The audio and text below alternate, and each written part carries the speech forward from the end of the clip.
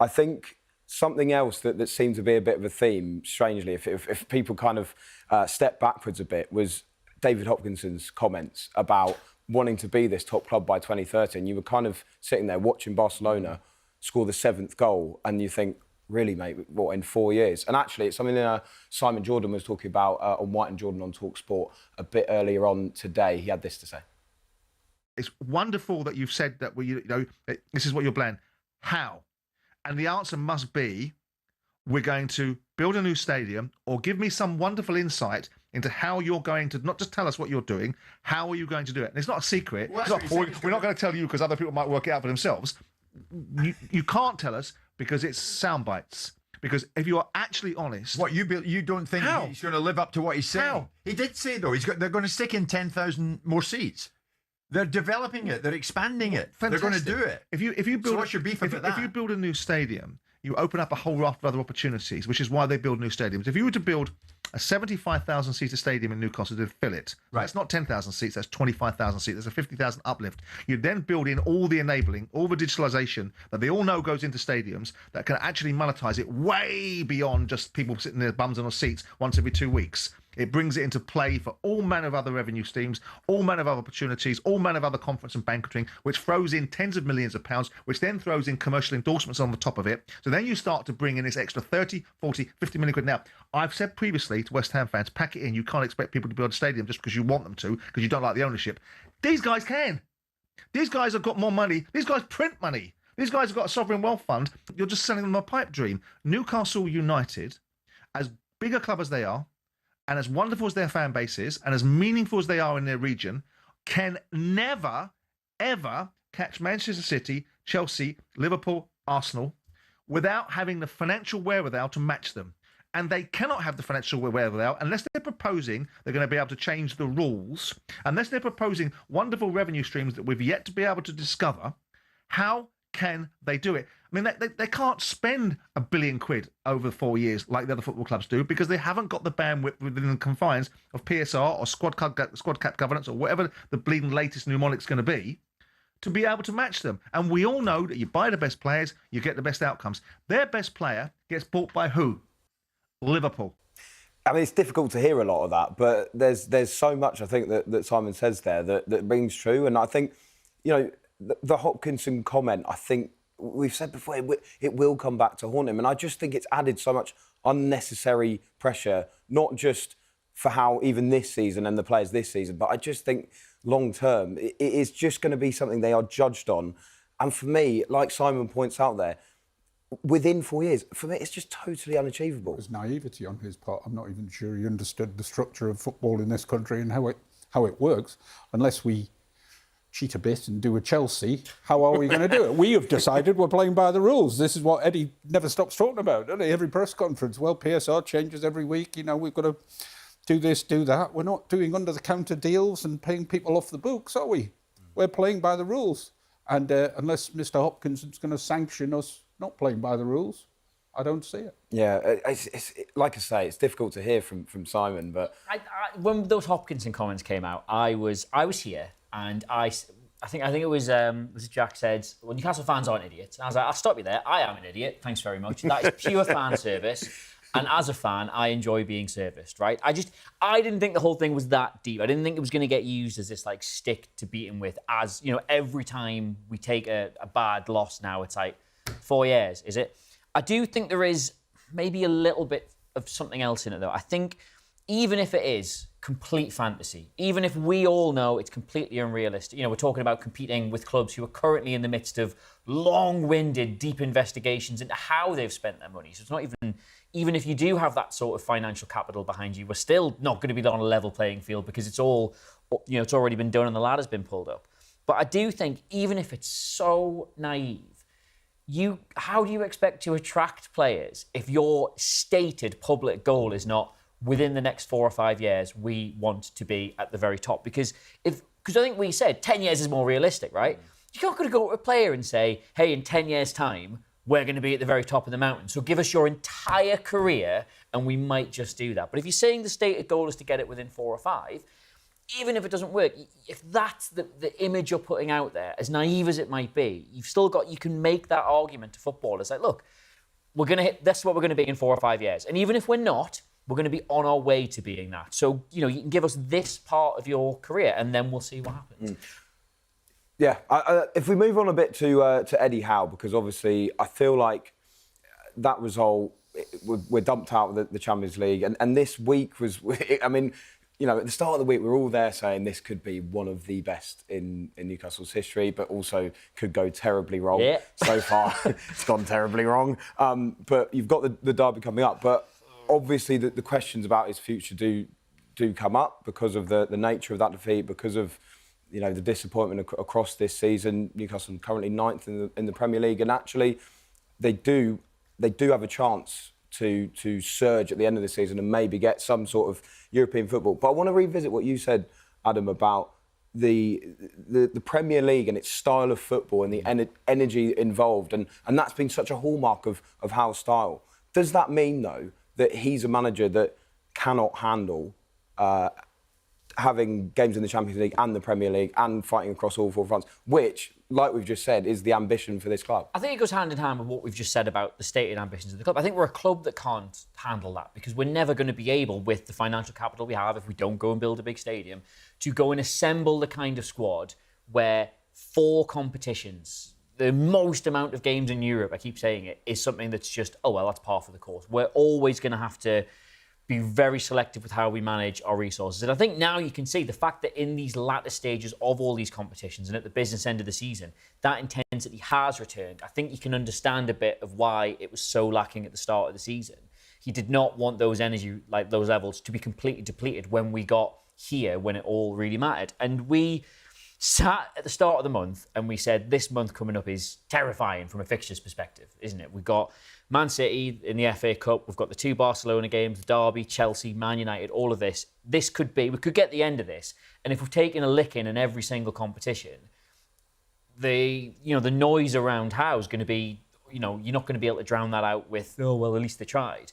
And I think the weird thing is, as much as we said after the last Derby, you do not want a game like that to define your season, it is going to define this month. Because I think if you win that, then, okay, the Barcelona result was disappointing, but we actually really did give them a go over 2 legs. Man City, we gave them a bit of a bloody nose, but ultimately wasn't very good, and we got 2 really good results in the league. So you add a win to the end of that, and all of a sudden, that's a pretty good month. That's not dispiriting at all. You add a loss to the end of that, and it's all of a sudden it's like, we've got 2 league wins, and we're out of every competition. I think for a lot of people, rightly so, their opinion of this season will hinge on how this month ends. And it shouldn't, because we've said it before, that shouldn't be our yardstick or where we measure the progress of the club.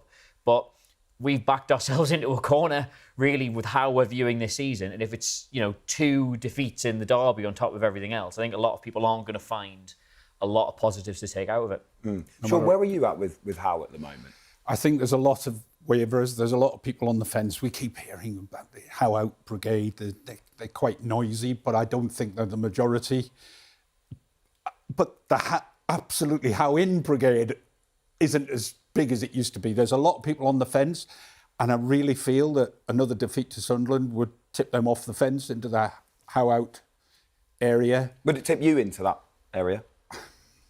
I do keep thinking about it. Possibly not. I think I'd still stay on the fence, but I think it would tip a lot of others into that area. No, I take what Adam says about needing a bigger squad to fight in 4 competition. I'm not sure why we've played more games than anybody else. What about Arsenal? What about... We had those 2 extra games in the Champions League from being in the qualifier round. Oh, right, okay. I'll give you that. Right, fine, yes, we have. It's almost, you feel it's unfair because Howe puts in loads of work. He's tried so hard. He's desperate to make it work. And you really don't want his career to be defined by the fact, you did lose 2 games to Sunderland. And we don't want that, because to us, we feel we should be bigger than that. The season's been decided, or the manager's future been decided by playing Sunderland, because we think, hey, we played Champions League and all that. But unfortunately, where we're at it is coming down to that. And I think the majority will be in the Howe Out place if we lose again to Sunderland. I've been staunchly big time Eddie Howe defender pretty much all season. That's not to say I haven't been disappointed by a lot of stuff that's Are happened. you starting to waver now? No, it's not that I'm starting to waver, but Are you on the fence? no, I'm not. I'm not on the fence, but I can foresee. I can foresee a period of fence sitting coming up, depending on how it goes. Because my read, But I'm already on the fence. yeah, my read of a lot of the games has been, even the disappointing ones. I actually don't think, even when it's felt like we've played terribly, my read's been we actually weren't as far away as maybe it felt or maybe it seemed. But as we discussed on another episode of this. Likewise, when we've won, that hasn't been by a massive margin either. We've always been there or thereabouts in games for good and for bad. My biggest issue, and the reason I've sort of given the team a pass and given the manager a pass, is I just think it's nigh on impossible to do what we're trying to do with the resources we have available. And people have looked at what we've done in previous seasons and seen us do better and thought, well, why aren't we doing as well as that now? Which I think is a fair question because you want to see us progress. And I think a lot of people see the solution is, well, another manager might be getting a bit more out of this squad. Now, I actually agree with that, but I think you're talking about a fraction more out of this squad, and another manager could also be getting a lot less. Like, you look at what's happened to Tottenham this year. Could another manager have got more out of them than Postecoglou did? Yeah, and they went and tried to get one, and look where they are currently sitting. It's not that I'm sort of afraid about what might happen. I just think Eddie Howe deserves a lot of credit for what he's done right. However, with that whole thing, we have not got another midweek game between now and the end of the season, right? We have got time to get players back to play the way we want to play. We're not stretched across all these competitions. We've got rest time. We've got recovery time. Between now and the end of the season, we should, based on what we've seen so far, improve quite dramatically. I think the results should pick up, just like the last time we were in the Champions League, where we had that great late season run that nearly got us back into Europe, or should have got us back into Europe, but not for the FA Cup final. We should now see that. If results don't pick up and we're still frustrated by bad home defeats against teams we feel we should be beating, just nothing away performances where we can't seem to get up the pitch, then I think it's fair to start asking a question. Well, okay, when you take away the problems we're having and the reasons for these underperformances, where were the performances? But that's talking about a hypothetical future. And I think you will see performances and results be quite good between now and the end of the season. But you haven't solved this conundrum, which I go on about every week, which is the Visser-Voltemade situation, where you've spent all that money. What are you going to do with those two players? You're going to have to fit them into the team. You're not going to be able to sell them. We're not going to be able to sell them at the end of the season. If we are, we're going to take a massive loss, which we can't afford to take. Is it worth taking that loss? No. They're a huge We've got to issue. work out a way of getting them in the team. Do we though? Well, because we may lose other players. Might be part of it. Good point. Well, We've not got the player trading clout to write off two players who cost that much money. So, what would you do with them? That's up to Eddie. That's what I mean. That's up to Eddie Howe between now and the end of the season with this time, with these resources. Maybe decided he can't. They aren't going to work. Well, no, I don't think you can make that broader statement. I certainly would not have picked Voltemade or Visser for what he was asking them to do against Barcelona across those two legs. And Voltemade played against Chelsea, albeit in central midfield, and I thought actually did really, really well there. And Eddie Howe said he did. He did really well. This is another issue entirely, of course. Like we don't know whether or not they're looking at this injury he's had and just thought, you know, the running power's not there, the endurance isn't there. It may well be something's going on. I think, you know, you go one or two more games and he doesn't appear. I think you've got to start asking serious questions of where's the £55 million senior centre forward you bought. But, you know, it's a long time between now and the end of the season. You'll see them both play, I'm almost certain. Just how we utilise them and how we find a way to bring them in going forward that fits what we want to do is that's down to the coaching staff. Jack's had a bit of a siesta. He's now back. He's found his glasses after those Elanga goals. Jack, I just want to ask you about the point that Adam was making there, that Howe obviously has tried his best to get the best out of the squad he's currently got. Would a manager get much more out of them? Possibly not. Where do you kind of stand on that? I'm at the point of where I think it just needs to be more of a squad refresh rather than anything else, and more so than Howe. I think, by the way, I do think the criticism of him is absolutely justified this season. Like, I don't know why Trippier and Byrne were starting actually last night. I said to you in the away end, didn't I? I said I was saying we should have had Tino and Botman starting instead. So it was a bit of a stranger on that one. But and there's been things that definitely need to improve this year. Absolutely, but I still believe he is the right man for Newcastle. And I think we just need to be, this summer, needs to be the one finally where a lot of the players who have been really good for us potentially move on, and there's a refresh just everywhere, because I think that's been the main problem, really. Is it fair then to say, obviously, as Jack says, there's still that credit in the bank. It's been a very frustrating season. Is it fair for us to look at this at fans and go, there's the caveat of an absolutely disastrous summer where they lost their key striker, they've made poor transfers. Is that enough of a caveat, Shaun, to sit there and go, but give Eddie Howe more time because he's proven before that he can do well, and especially if they're in a campaign where maybe they're in the Europa League, maybe they're in the Conference League, maybe they don't have Europe at all, where we've seen before that those campaigns afterwards have been really good. But Jack talks about a refresh. Well, OK, but what if you lose 2 or 3 of your star players as well? So we've got to cope with that and refresh who exactly? So if you lost Tonali, Gordon, Livramento, Bruno, I'm not saying lose all 4, but we might lose 3 or 4, and we're going to refresh the squad as well by losing who else exactly? All right, maybe Trippier.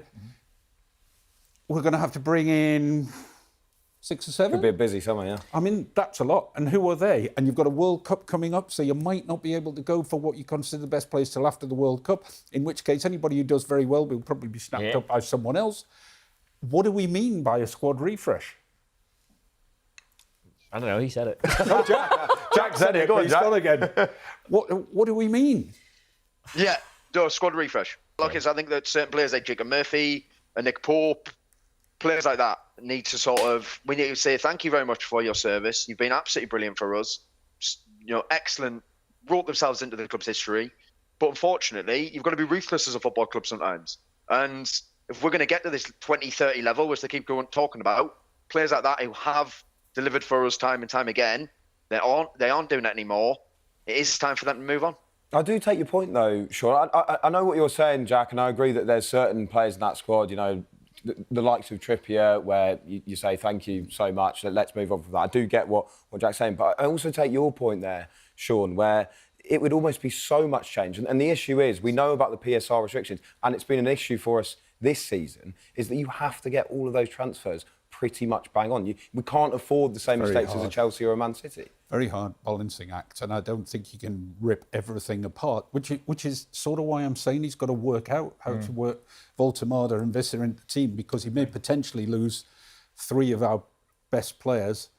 And maybe, I've said before, is he working on Voltemada being a Joe Linton type who went from striker to midfielder? The only problem with that is I don't think he's physically as strong as Joe Linton. I don't think he doesn't have the physical profile to be a midfielder in the Premier League, Voltemada. No. He's got the technical ability, that not in question at all. I think we said this last time. Joe Linton was sort of like a little bit ahead of his time in terms of a Premier League midfielder, which is why he looked like a revelation straight away. He was 2 or 3 years ahead of this idea that you should just outrun and bully everyone in central midfield. And there he was, outrunning and bullying everyone in central midfield. You look at like the physical makeup of teams at the top now. They've all got players who are like Joe Linton in there, whereas previously it was a lot of little passing nerds, which is why it was quite fun when we brought him in. Whereas Voltemada, I don't see there being some massive shift in Premier League midfields to just being like quite, if not slow, but certainly not sort of like covering the ground aggressively, but very technical players. I'd still like to see him given a run as a number 10, but that's not Eddie Howe's philosophy. As a 10 being behind the front, high up, just playing off the front man. I'd love to see Voltemada retain with Gordon in front of him. I think that would sing. Well, it's interesting as well, Adam, because if there was this squad refresh, which could happen, like there have been links to some of those players that Shaun was talking about, and obviously some of those other players Jack was talking about are going to be out of contract. Would you maybe anticipate a shift in style from Howe? In terms of playing style? Playing style. But just because the main, like we said, the main problem, I mean, literally, you've just said it, at the end of this season, that he's going to have time with them on the training ground and we're going to improve our performances. And I think that the main criticism that gets put at him is that he's not able to be a midweek manager. He needs that time on the grass. But that's not sustainable if Newcastle want to keep getting into the Champions League. Yeah, I agree. I think the longer time he has to prepare, you tend to see better performances. Again, I would point out that lots of other Premier League sides who are better than us and have deeper squads than us have just gone out to similar scorelines in the same week, although you can cast whatever aspersions you like about their managers. Eddie Howe won't play that idea I've suggested because he believes in having 5 in midfield, or he certainly does this season. He doesn't want to have off the ball. He wants to have a 4 and a 5 and a 1. He doesn't want to have a 4-4-2, which is a lot of what other teams do. We don't know what he's going to do in the summer, and he's got to work with the resources available to him. And it's not just that we had a bad summer in terms of transfers where, we'd identified the wrong profiles, or players would come in, haven't quite hit the levels we wanted to. There was not the infrastructure in place above him to run a football club really, really well in what was going to be one of the most pivotal transfer summers they maybe ever had. We've had a complete rotation of senior figures above him at the club. So the fact there was no real long-term plan in there, or they struggled to identify targets, or they couldn't get the targets they wanted. Yeah, we've behaved like a dysfunctional institution because we were one. You would like to think that if we can get back into something resembling a European place and finish the season relatively strongly, then the club will be so keen to rectify that and show, not even just that, to advertise themselves to players as like, okay, look, that was a bit of a mess because we weren't really operating the way we should be. But if I was a player coming to Newcastle now, it wouldn't be Eddie Howe I was looking at. It would be the ownership and saying, well, are you still really interested in making us one of the top? Do you think they are? It kind of feels like they've given up. I don't think players are bothered about that. We're just part of the portfolio. We're just one of their playthings. You obviously don't hear anything from them. You don't really know how they sit. Yeah, but if you're a player coming in, you want to know what the ownership's ambition is. What do you want to do with us? What is it? Where's the? Well, to be fair, just you said about selling them a project. On a simple level, where's the new training ground? Yep. Where is it? We were going to build a new training ground. What happened? Why haven't you got on with it? No, never happened. Decision How many times have you heard about building a new training ground over the last 10 years? It's not there, is it?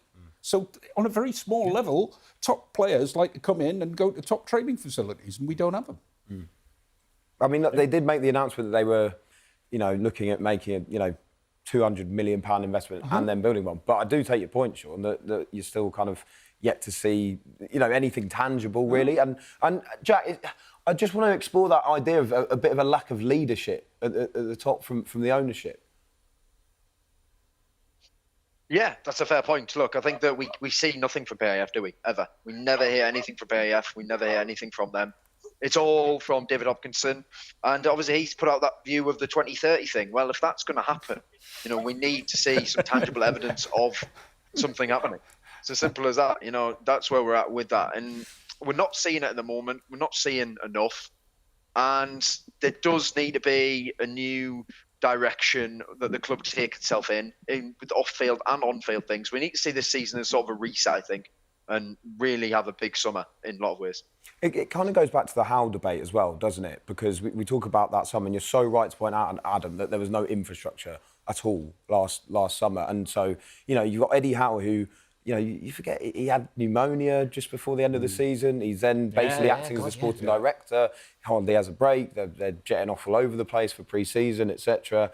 He has the Isak saga, and then he misses out on a load of the targets that he wanted, etc. So again, it goes back to that kind of caveat. Was he basically not supported enough by this current ownership in that situation, and therefore, even if this season, doesn't quite go as we'd want it to, do you still think, right, okay, we kind of take this one as read and move forward with him because we know that he can produce good things? He's been a little bit fated in that regard. He actually had COVID, if you remember, right at the start when he was due to go to his first game. Yeah, So he didn't even get that good start. Maybe he's been playing catch-up ever since then. But I just feel the ownership could be a little more present. We could hear from them now and again. Maybe we still love you. Maybe something. It just feels do you a think bit they detached. I don't know. Do you know what it probably is? They probably said it to David Hopkinson, like, oh, we think we should do a public statement. Like, oh, don't bother. I said we're going to win the league in 5 years, and everyone thought I was an idiot. That's that sort of... Just don't even bother. Just leave it to yourself. I mean, even the city chairman or owners once a year give a sort of state of the union type of address. Do they miss Amanda Staveley and Meda Gadusi in that respect? Well, I think the fans certainly saw them as a link with the owners. They were visible, they were present, they clearly cared, and I think they've been pretty wounded by being bumped out of the scene now. So you did feel there was something there that you could almost complain to if you had a point to make. Now, who is it? Who do you complain to? If you've got an issue? Also, Sean, how concerned are you with what you're perceiving as this kind of lack of interest, or because we actually have seen with some of the other investments they've made, PIF, they've maybe pulled out of a few of them. Is there a worry for you, or that might end up happening with Newcastle? I just think they're letting it drift along. It works, kind of. Newcastle got a nice fan base, win a few games, won a cup last year, great. But they have realised that they can't spend what they hope to spend, and can they be bothered to do much more about it? I'm not saying I know what they would do, but unless they do what Man United do, and you can be £1 billion in debt or whatever it is, and carry on like that. We don't seem to be able to do it. It's crazy what not winning football matches will do to you, isn't it? Like we can jump from why is Eddie Howe playing 5 in midfield out of possession to where on earth are the Saudis? Where is this training ground? Like we are so this season. I just think at this point we just need this to end. Because it's been so up and down. There's been so many moments where it's like, we're still in that cup competition. We've gone and got we thought that getting drawn away to Aston Villa in the middle of a bad week was the end of the world, and we played really well. We're like, and we're going to get City at home. Well, we might actually go and win this, and then we didn't. And we played Barcelona at home really well, should have won it. Really confident going into the second leg, and then we've had probably one of the most devastating results the club are likely to get, and yet still coming out of it feeling popular. We are so all over the place as a fan base emotionally this season. Yeah. And it's not our fault. It's because the results have been up and down. It's because we're told we're going to get a new stadium and then maybe we won't. With more stuff about the training ground, or maybe not. We're going to got a £70 million centre forward. We're going to have to stick him in midfield. Johan Vis is coming on deadline day. He can't really play though. Like nothing has been straightforward for us this season. And they need everybody at the club, coaching staff, management, board of directors, ownership, everybody. This is the summer where you stop making it our problem. Go and do a cohesive, competent job. Show us a trajectory, and then that'll quieten so much noise around which players should be playing, the future of the manager, everything. But I've said before, comes from the top earlier down. on, World Cups always make it difficult unless you get that business done straight away at the end of the season. World Cups kick in, players then go on holiday. You end up doing your business right at the end, just before end of August. It's an even longer World Cup this time as well. It's hard to get a cohesive plan in a summer when it's a World Cup, or even a Euros. It's quite difficult.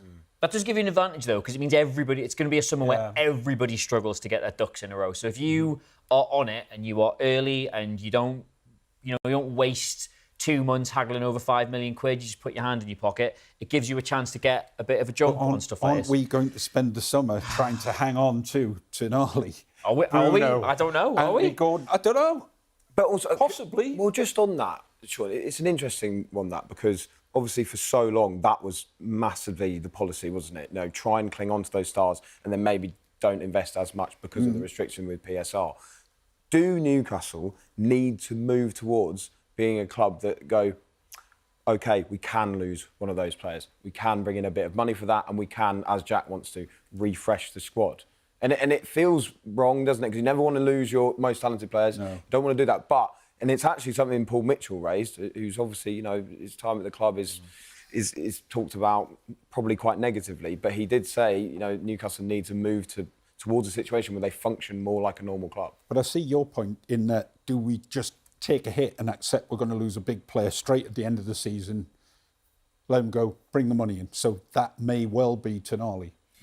I always think this conversation happens the wrong way around. I think we always talk about losing a player and then reinvesting the money, whereas I always think the attitude should be, you should be looking at your players as assets. And this is a very heartless sort of disattached way to look at it, but you should be looking at your players as assets, but also looking at the market as opportunities. Is there a central midfield option who would come to Newcastle who we think immediately lifts the team we've got? All right, can we get him? Brilliant. Well, if we can get him, do we know that one of Bruno or Tonali would actually be interested in a move? They're looking for an expand. They want more wages. We're probably not going to be able to match it. They've had their head turned to a degree. They should have a handle on knowing how interested are players in leaving. It might not be that they're agitating. They might be happy to stay. But if you can bring this player in that you think improves the side, can you move one of them on in the process? I always think you should be looking at what you can bring in first. And then if you don't happen to move a player on, well, what a terrible headache to have. You've just got too many brilliant midfielders. We tend to look at it and we're quite fatalistic about it in that, well, we're going to have to sell one of these footballers and then can we get somebody in? Because I think as you saw this summer, I know there wasn't much time left with Isak, but even if we'd sold Isak 2 or 3 weeks earlier, would we have got better replacements than Visser or Voltemada, or were they just all that was out there? You know, we wanted João Pedro, we didn't get him. Wanted Burma, we didn't get him. That wasn't going to change if we sold Isak a little bit earlier. The club should be looking at what it can get first and foremost, and then thinking about what it can afford to lose.